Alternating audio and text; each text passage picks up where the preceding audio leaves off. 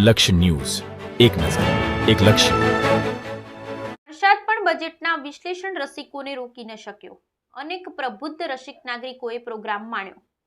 ભારતના કેન્દ્રીય નાણામંત્રી નિર્મલા સીતારમણે રજૂ કરેલ બજેટનું રચનાત્મક વિશ્લેષણનો કાર્યક્રમ શ્રી પ્રદીપભાઈ સિંધી અને તેમની ટીમ દ્વારા સફળતાપૂર્વક સંપન્ન. વ્યક્તિઓ માટે બજેટ માત્ર ટૂંકા ગાળા માટે જ નહીં, પરંતુ લાંબા ગાળાના ક્ષિતિજ પર પણ અત્યંત ઉપયોગી છે. ઉચ્ચતમ કાર્યક્ષમતા સ્તરે કાર્ય કરવા માટે કોર્પોરેટરો બજેટ પણ આવશ્યક છે. ભારતના કેન્દ્રીય નાણામંત્રી નિર્મલા સીતારમણે તારીખ 23 જુલાઈ 2024ના રોજ વર્ષ 2024ના વાર્ષિક બજેટની જાહેરાત કરી હતી. નાણામંત્રી તરીકે તેઓ સતત 7મી વખત બજેટ હલવા સેરેમની પછી પ્રસ્તુત કર્યું હતું. બજેટિંગ એક એવી કલ્પના છે જે સૌથી વધુ સહસ્ત્રાબદીઓ માટે એલિયન છે.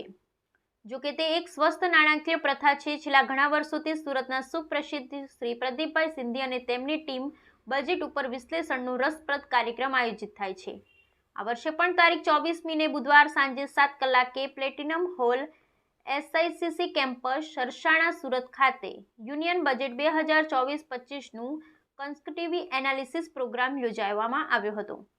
નિષ્ણાંતો લક્ષ્યો નક્કી કરવા, પરિણામો માપવા અને આકસ્મિકતાઓ માટે યોજના બનાવવા માટે દરેક પ્રકારની એકમને સાંકળી અને વિશ્લેષણ માટે SFA સલાહકારો શ્રી સિદ્ધાર્થ પ્રદીપ સિંધી તથા ધ મિસ્ટ્રી બોક્સ શ્રી પલક ભણસાળિયા દ્વારા આયોજિત સદર કાર્યક્રમમાં CA શ્રી પ્રદીપભાઈ સિંધીના નેતૃત્વ હેઠળ CA Shri Aartiben Shah income tax FEMA, Shri Rohan Rane GST, CA Shri Pamitaben Doshi income tax, CA Shri Shivangiben Mehta audit, CA Shri Jainam Shah company matter, CA Shri Mahendra Chaudhary GST અને સંબંધિત કાયદો, CA શ્રી ધરણશાહ GST અને સંબંધિત કાયદો, CA Shri શ્રદ્ધાબેન Shah, CA Shri Poonamben મુરારકા GST અને સંબંધિત કાયદોએ બજેટના ઊંડા અભ્યાસ કરી રચનાત્મક વિશ્લેષણ પ્રસ્તુત કર્યા હતા.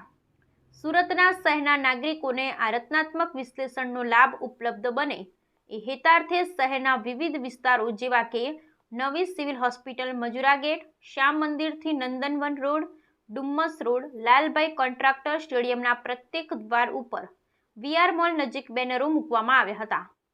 પરિણામે વરસાદ પણ બજેટના વિશ્લેષણ રસિકોને રોકી ન શક્યો. અનેક પ્રબુદ્ધ રસિક નાગરિકોએ પ્રોગ્રામ માણ્યો. પ્રસ્તુત માહિતીઓ ઉપયોગી નીવડી એવા આશાવાદ સાથે અંતે ભાઈ શ્રી સિંધીએ ગૌરવસભર સૌનો આભાર માન્યો.